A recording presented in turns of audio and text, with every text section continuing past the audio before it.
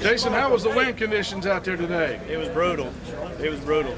Some of the roughest wind I've dealt with on Grenada. These in our boat. Ronnie, how'd you deal with the wind conditions today? You know, same as always. We grew up dragging a chain. It's really simple, but that chain paid off today, you know, holding us at a speed we needed to be, and that makes all the difference when it's like that, really.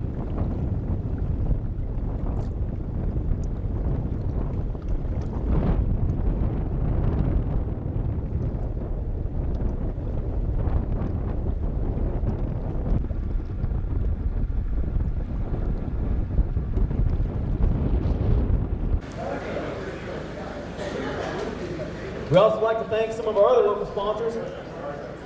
We'd like to thank the Army Corps of Engineers for helping us out. Their slogan is the home of the 3-pound crappie.